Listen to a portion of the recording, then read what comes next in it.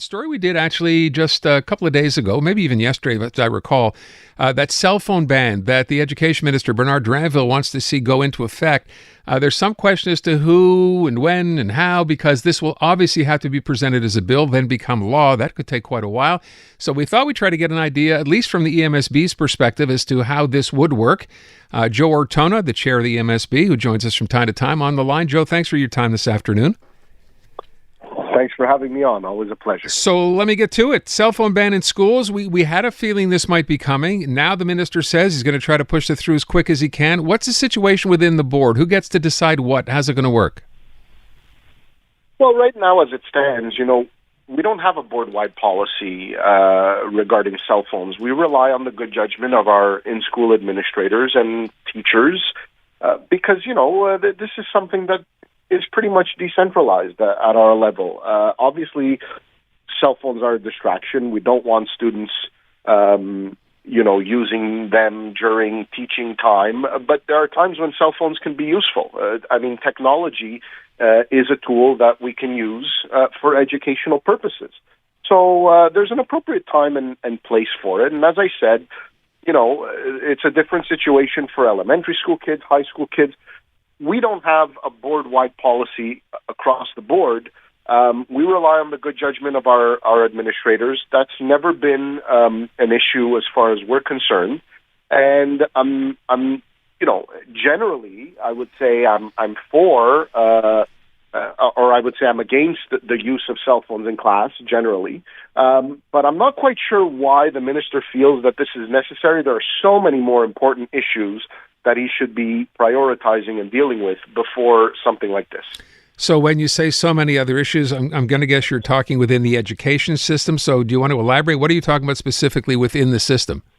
Well, we've read the articles this week. We've got over 8,000 teachers missing across Quebec.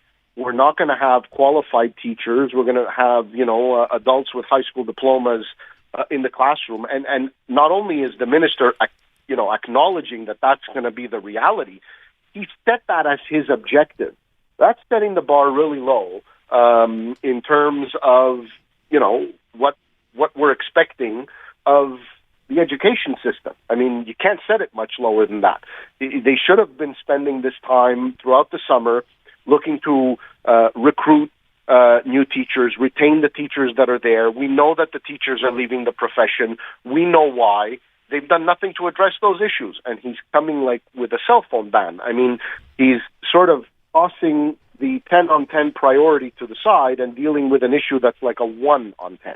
So when you say, and we took calls from people, because we asked this question a few days ago on the show, and asked, well, why would you not come back if you're a retired teacher? That $12,000 that was offered, clearly not enough, because we know that not many have decided to come back. When you say we know the reasons, what are we talking about? Are we talking strictly about salary? What else? Look, salary is one factor, but it's not the only factor. And as you can see, there was an incentive of $12,000 that was offered, and a lot of people said no thank you. Teachers are, yes, underpaid, but that's only one part of it.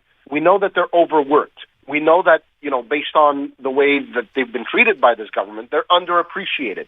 We know that they're burning out. We know that 30% of them are leaving the teaching profession within their first 5 years. So we need to be addressing these issues. We need to be prioritizing education. We need to be treating teachers like the professionals that they are. Parents, entrust these people to educate their children and, practically spend as much time with them during the day as the parents do at home. Education is really important, and I don't think that that's a priority. Certainly not a priority for this government.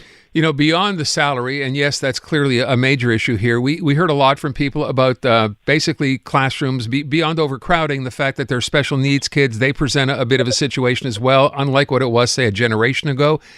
How much flexibility do you have to make the condition in classes better, different than it is from now?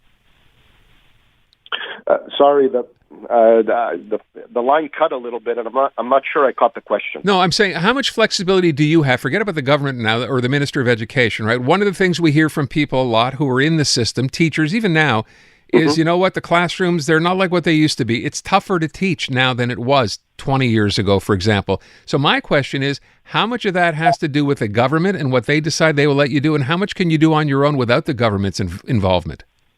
Well, I know that at the EMSB, we do a good job of assessing the situation with all of the students, and, we make sure that when it's necessary, children are put into smaller class sizes. They get the attention that they need.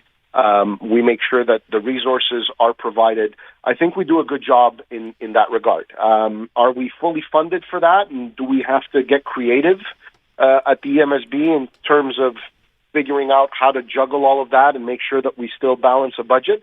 I would say yes. That's without a doubt. We thank God we have a massive accumulated surplus that we're able to tap into to make sure that we're able to provide all of these services, because the government certainly doesn't fund every single project we do and fund whenever it is that we feel it necessary to have smaller class sizes.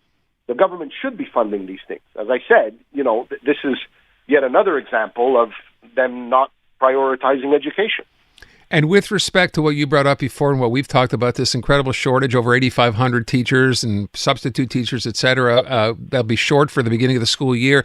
We had Mike Cohn on the other day. This is not going to be a situation that affects EMSB schools?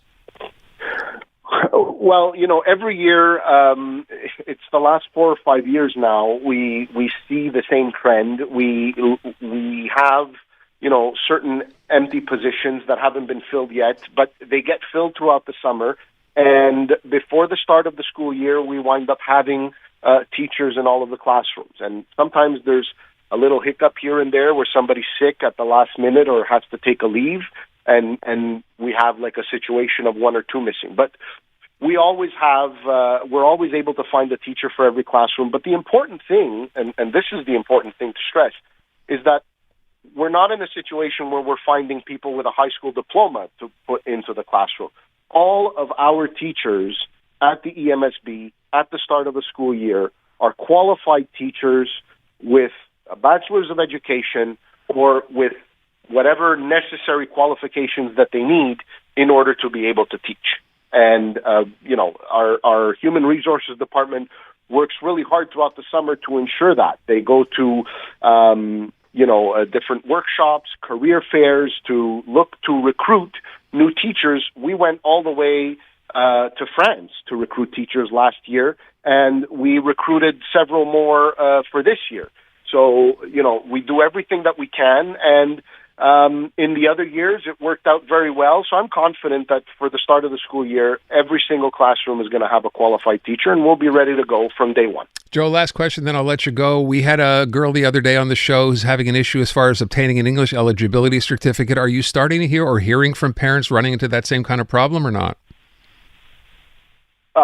Yes. That issue comes up regularly. Certainly that was compounded by Bill 96 because it's made people obtaining English eligibility that much more difficult for people with temporary stays, for people who are coming here on work permits and all of that stuff. And unfortunately, with Bill 96 now, they're not allowed to renew their English eligibility anymore.